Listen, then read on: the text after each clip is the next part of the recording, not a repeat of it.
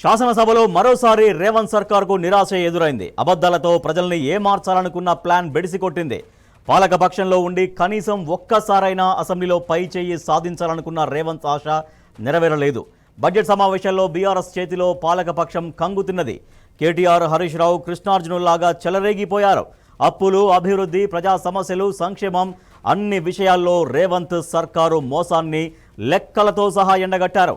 కాంగ్రెస్ సర్కారు కుట్రలను, కుయుక్తులను చిత్తు చేశారు. బీఆర్ఎస్ దూకుడు తట్టుకోలేక ఈ సెషన్స్లో రేవంత్ సర్కారు పలాయనం చిత్తగించింది. గులాబీ నేతలు లేవనెత్తుతున్న అంశాలు, సంధిస్తున్న ప్రశ్నలకు బిత్తరపోయింది. అందుకే ఏకంగా ప్రశ్నోత్తరాల్ని కూడా రద్దు చేసుకొని రేవంత్ సర్కార్ తన అసమర్థతను బయటపెట్టుకుంది.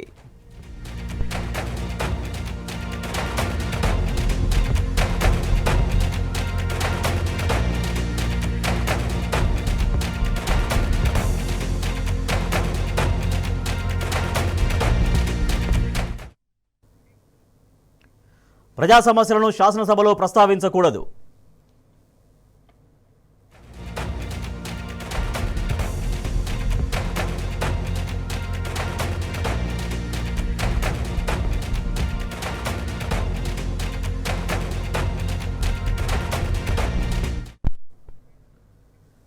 బడ్జెట్ సమావేశాల్లో రేవంత్ సర్కారు బిత్తరపోయింది. ప్రభుత్వ వైఫల్యాల్ని, మోసాలను బీఆర్ఎస్ ఎండగట్టింది. సీఎం రేవంత్ సహా మంత్రులందరినీ బీఆర్ఎస్ చెడుగుడు ఆడుకుంది. బీఆర్ఎస్ సర్కారు చేసిన అప్పులపై రేవంత్ సర్కారు చేస్తున్న గోబెల్స్ ప్రచారాన్ని ఈ సమావేశాల్లో హరీష్ రావు బట్టబయలు చేశారు. ఇక 6 గ్యారంటీలు, సంక్షేమ పథకాలు, అభివృద్ధి విషయంలో కేటీఆర్ సర్కారును ఉక్కిరిబిక్కిరి చేశారు. బీఆర్ఎస్ సభ్యులు లేవనెత్తిన ప్రశ్నలకు బదులు చెప్పలేక మంత్రులు సభ నుంచే పరారయ్యారు. శాసనసభలో బీఆర్ఎస్ సభ్యులకు సరైన సమయం ఇవ్వకుండా మాట్లాడే సందర్భంలో పదే పదే అడ్డు తగులుతూ సర్కారు బుల్డోజింగ్కు ప్రయత్నించింది. అయినప్పటికీ ప్రతిపక్ష హోదాలో బీఆర్ఎస్ మరోసారి అసెంబ్లీలో ప్రభుత్వాన్ని చిత్తు చేసింది.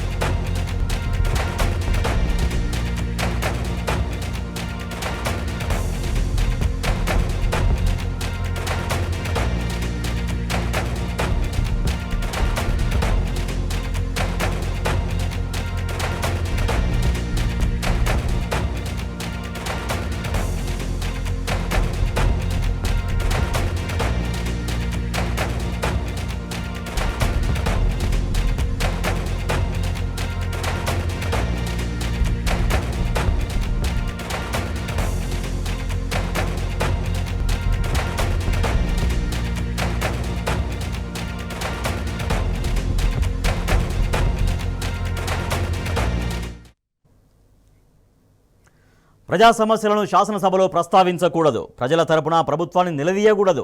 సర్కారు తప్పుల్ని ఎత్తి చూపొద్దు. ఇదే ఇందిరమ్మ రాజ్యం. ఇదే ప్రజాస్వామ్య ముసుగులో రేవంత్ నియంత పాలన. అందుకే ఈ బడ్జెట్ సమావేశంలో మాజీ మంత్రి బీఆర్ఎస్ ఎమ్మెల్యే జగదీష్ రెడ్డి సస్పెన్షన్తో ప్రభుత్వ అరాచక ధోరణి మరోసారి బయటపడింది. అకారణంగా, అత్యంత దుర్మార్గంగా జగదీష్ రెడ్డిని సస్పెండ్ చేసింది రేవంత్ సర్కార్. సస్పెండ్ చేసిన రోజు మధ్యాహ్నం 3 గంటల వరకు సభను వాయిదా వేసింది. రైతుల సమస్యలను సభలో ప్రస్తావించడం, ప్రజల ఇబ్బందులని సభ దృష్టికి తేవడం రేవంత్ సర్కారుకు నచ్చలేదు. అందుకే అకారణంగా జగదీష్ రెడ్డిపై సస్పెన్షన్ అస్త్రాన్ని ప్రయోగించింది. శాసనసభ సంప్రదాయాలకు, నైతిక విలువలకు తిలోదకాలు ఇచ్చింది.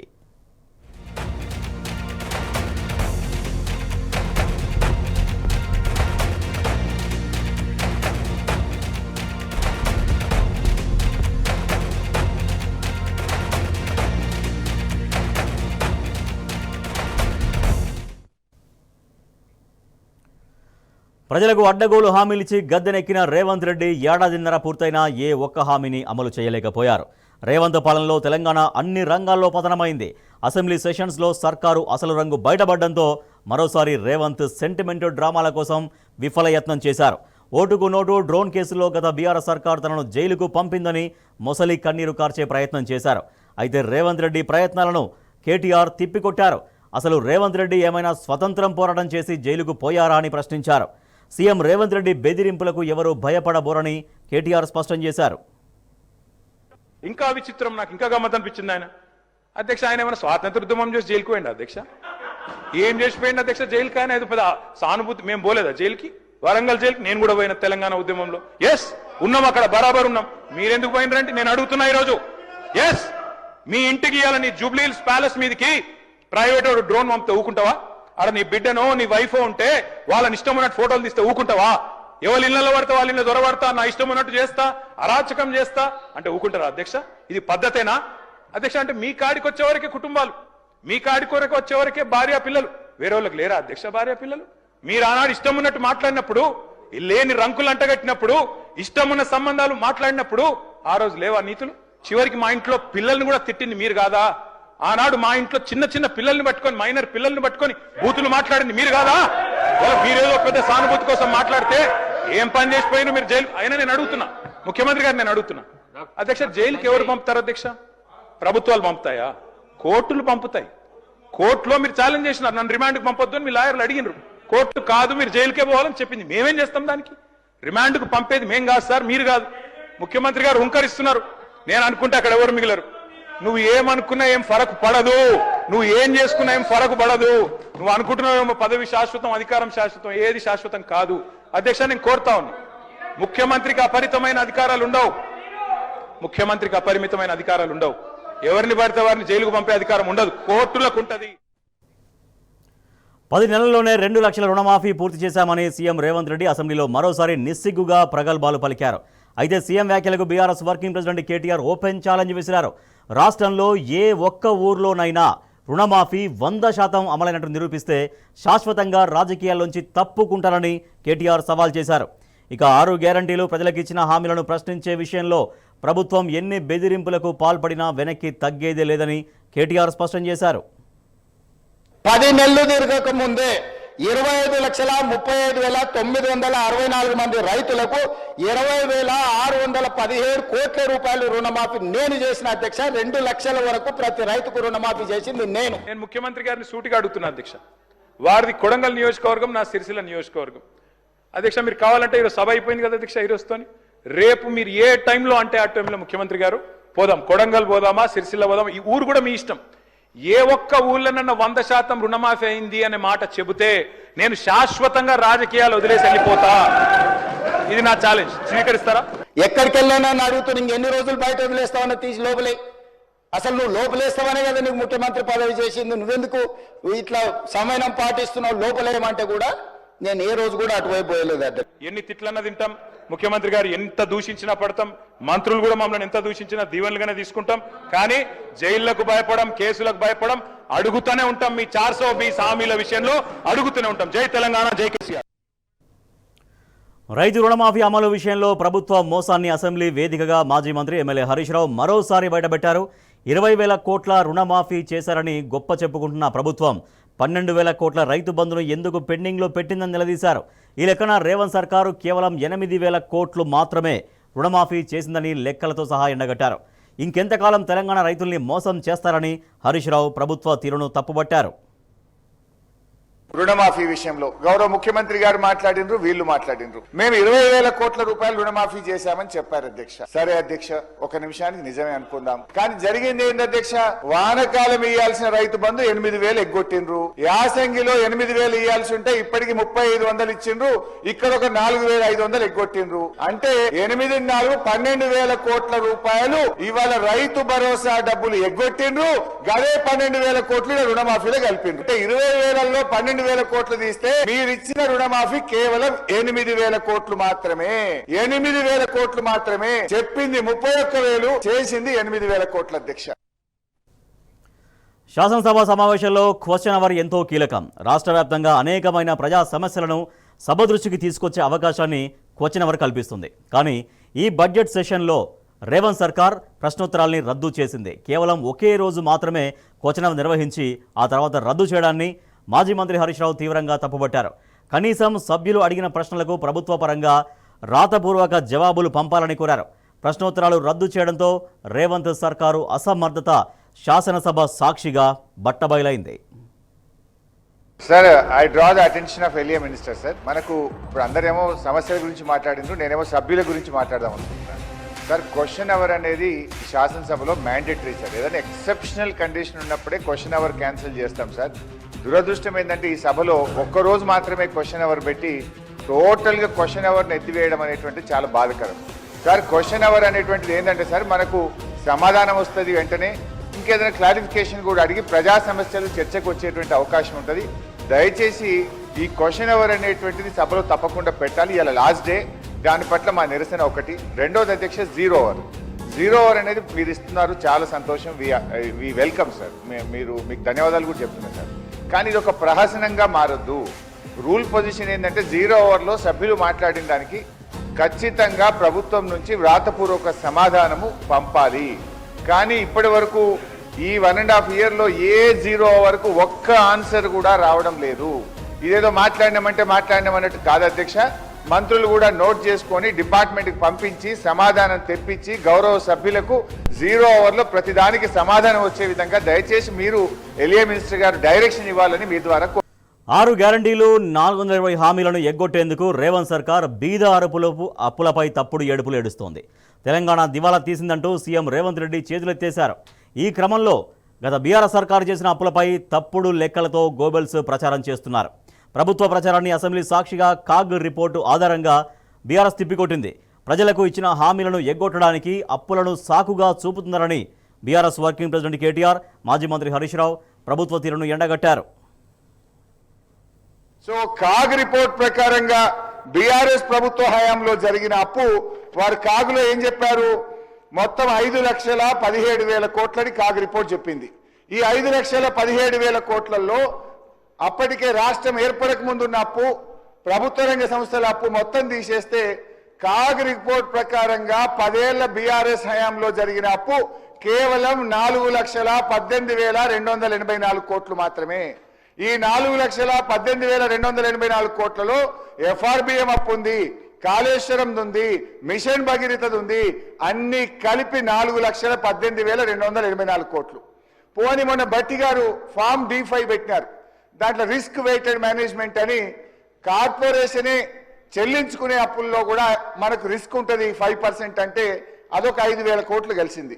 సో బట్టి గారు పెట్టిన బడ్జెట్ ప్రకారంగా చూస్తే కూడా బీఆర్ఎస్ హయాంలో 10 ఏళ్ల హయాంలో జరిగిన అప్పు 4,22,674 కోట్లు. అంటే ఏ రకంగా చూసినా మాది సంవత్సరానికి అప్పు 41,000 నుంచి 42,000 కోట్లు. కానీ ముఖ్యమంత్రి గారే సభలో చెప్పారు, మేము 1,58,000 కోట్ల అప్పు చేసినామని స్వయంగా ముఖ్యమంత్రి గారే చెప్పారు. మొత్తానికైతే ఒకటైతే మేలు జరిగింది, ఇవాళ రాష్ట్ర ప్రజలకు ఈ శాసనసభకు కూడా ఒక క్లారిటీ వచ్చింది. ఏంటంటే బీఆర్ఎస్ హయాంలో అప్పు ఇది కాగ్ రిపోర్ట్ ప్రకారమైన, బట్టి గారు పెట్టిన బడ్జెట్ ప్రకారమైన 41,42,000 కోట్లు మాత్రమే. సంవత్సరానికి బీఆర్ఎస్ చేసిన అప్పు 41,000 కోట్లు అయితే కాంగ్రెస్ పార్టీ చేసిన అప్పు 1,58,000 కోట్లు. Thank you very much. ఈ రోజు వీళ్ళు ఎందుకు ప్రచారం చేస్తున్నారు అధ్యక్ష? ఇట్లా అప్పులు అప్పులు అప్పులు అని తెల్లారు లేస్తే థాట్ పోలీసింగ్, ఒక ప్రాపగాండా పెడ్లింగ్ ఎందుకు చేస్తున్నారు? మాకు తెలుసు, ప్రజలకు కూడా అర్థమైంది అధ్యక్ష.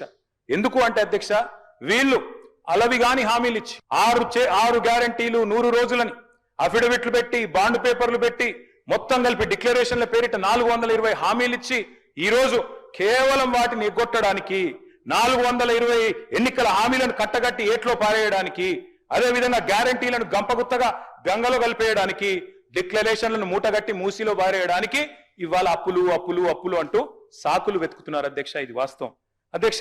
థాట్ పోలీసింగ్ చేస్తున్నారు. తెల్లారు లేస్తే ఒకటే రకంగా అప్పులు అప్పులు, కింది నుంచి మొదలు పెడితే పైదాకా. కానీ వాస్తవం ఏంటి అధ్యక్ష? కొందరిని అన్నిసార్లు మోసం చేయొచ్చు, కొందరిని కొన్నిసార్లు మోసం చేయొచ్చు, కానీ అందరినీ అన్నిసార్లు మోసం చేస్తాననుకుంటే మాత్రం అది కుదరదు అనే మాట కూడా నేను విజ్ఞప్తి చేస్తా ఉన్నా అధ్యక్ష. ప్రజలు ఎదురు చూస్తున్నారు. ఈ బడ్జెట్ స్పీచ్ 15 నెలలు, ఇవాళ వీళ్ళు పెట్టిన రెండో బడ్జెట్ అధ్యక్ష. ఇది రెండవ బడ్జెట్ అంటే ఒక ప్రభుత్వానికి 5 బడ్జెట్లు పెట్టే అవకాశం ఉంటుంది. మరి రెండో బడ్జెట్ అంటే 40%. మీరు ఇప్పటికే మీ విధానాలు ఏంది, మీ ప్రాధాన్యాలు ఏంది ఈరోజు చెప్పేసినారు మీరు. మరి ఇందులో ఏముంది అధ్యక్ష? ఈ బడ్జెట్లో 100 రోజుల్లో 6 గ్యారంటీలు అన్నారు. 500 రోజులు దగ్గర పడుతుంది అధ్యక్ష. ఎప్పుడెప్పుడు వస్తాయి డబ్బులు, గ్యారంటీలు అని చెప్పి ప్రజలు ఎదురు చూస్తా ఉన్నారు. ఇవాళ వాస్తవం ఏంటంటే అధ్యక్ష, 15 నెలల ప్రయాణం మీద ఏమన్నా నిజాయితీగా ఆత్మవిమర్శ ఉంటుందేమో, సరి చేసుకుంటారేమో, కొత్త పథకం ఒక్కటన్నా పెడతారేమో అనుకున్నాం. కానీ 6 గ్యారంటీలకు చూస్తుంటే మంగళం బాడినట్టే కనబడతా ఉన్నది అధ్యక్ష రాహుల్ గాంధీ గారు స్వయంగా చెప్పారు అధ్యక్ష 6 గ్యారంటీలకు వెంటనే చట్టబద్ధత కల్పిస్తామంటూ రాహుల్ గాంధీ గారు సోనియా గాంధీ గారు స్వయంగా చెప్పిన మాట. కానీ ఈ రోజు వరకు చట్టబద్ధత లేదు, ఏది జరగలేదు అధ్యక్ష. 15 మాసాల్లో అధ్యక్ష శ్వేతపత్రాలు దరఖాస్తులు తప్ప సాధించింది ఏమీ లేదు అధ్యక్ష. ఇవాళ తెలంగాణలో పాపులర్ గా నడుస్తున్నది ఏంటంటే అధ్యక్ష డైలాగ్ ఇవ్వాలి, ఎవరిని అడిగిన మంత్రులను తెలియదు, గుర్తులేదు, మర్చిపోయినాం.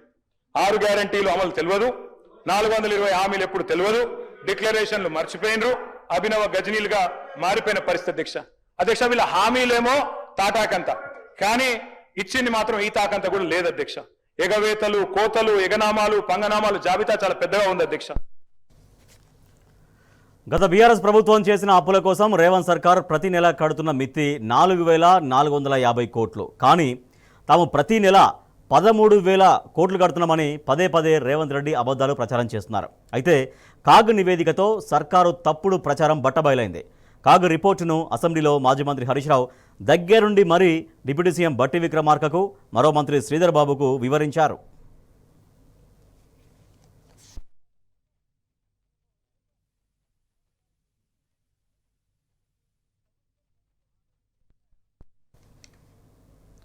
గత బీఆర్ఎస్ సర్కారు చేసిన అప్పులపై తప్పుడు లెక్కలు చెప్పిన రేవంత్ సర్కార్ అసెంబ్లీలో అడ్డంగా బుక్ అయింది. డిప్యూటీ సీఎం బట్టి విక్రమార్క ఒక మాట, సీఎం రేవంత్ రెడ్డి మరో మాట చెప్పి దొరికిపోయారు. అప్పుల విషయంలో రేవంత్ రెడ్డి చెప్పింది అబద్ధమని మాజీ మంత్రి హరీష్ రావు దిమ్మ తిరిగే కౌంటర్ ఇచ్చారు. ఆర్థిక మంత్రి గారు 1,58,000 కోట్ల రూపాయలు మీరు అప్పులు చేసిందని అబద్ధాలు చెప్తుంటే ఏం చెప్పాలి అధ్యక్ష?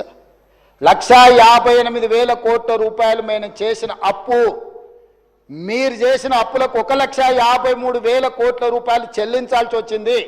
రాబోయే 45 నెలలు, ఇప్పుడు 15 నెలలు అయిపోయింది, 60 నెలలకు మేము ప్రభుత్వాన్ని ఏర్పాటు చేస్తే యావరేజ్గా ప్రతి నెల 10,000 కోట్ల రూపాయలు ఎఫ్ఆర్బిఎం పరిధిలో కానీ, కార్పొరేషన్ల పరిధిలో కానీ, కార్పొరేషన్లు తిరిగి చెల్లించే పరిధిలో కానీ, ఈ 4 రకాల అప్పులల్లా ప్రతి నెల 10,000 కోట్ల రూపాయలు అప్పు తెచ్చి వాళ్ళు చేసిన తప్పులకు పాయమాలు కట్టినాం అధ్యక్ష. ఈ 1,52,000 కాదు, రాబోయే 45 నెలల్లో కూడా వాళ్ళు చేసిన అప్పుల కోసం చెల్లించడానికి ప్రతి నెల 10,000 కోట్ల రూపాయలు యావరేజ్గా అప్పు చేయాలి అధ్యక్ష.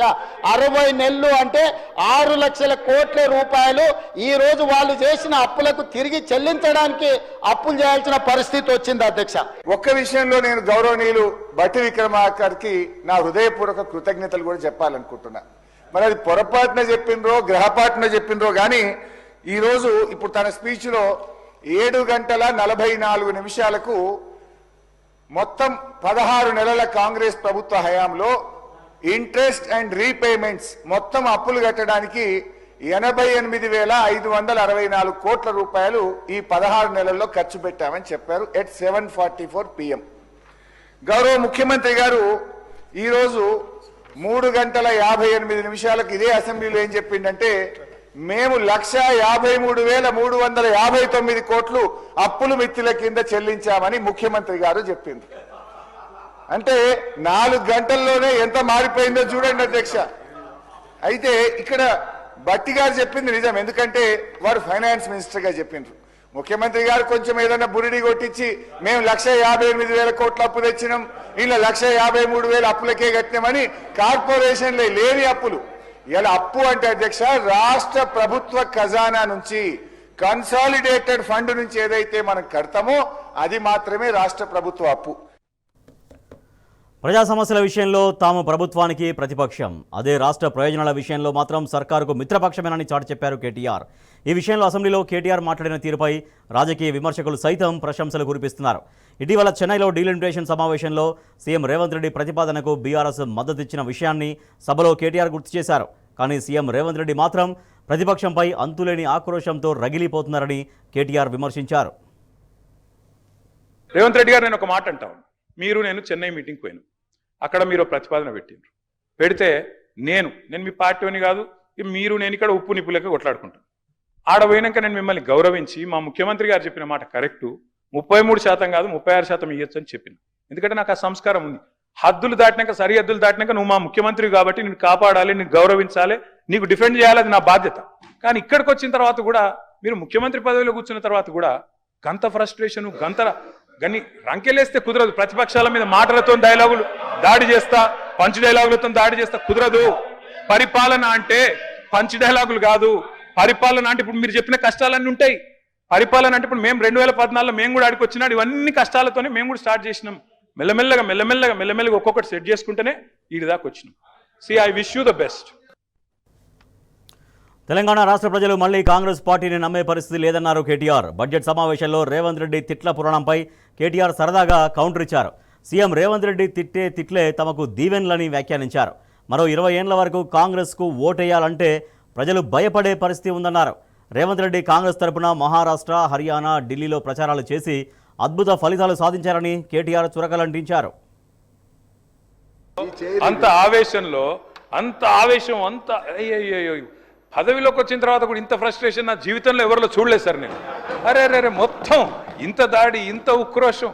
ఏం పర్లేదు రేవంత్ రెడ్డి గారు, ఇంకా తిట్టాలనుకుంటే ఇంకో 2 గంటలు తిట్టండి, మాకేం అభ్యంతరం లేదు. ఎందుకంటే మీ మైక్ కట్ కాదు, నీకు ఎంత ఉందో అంత తీసుకో, నాకేం ఇబ్బంది లేదు. మీ తిట్లన్నీ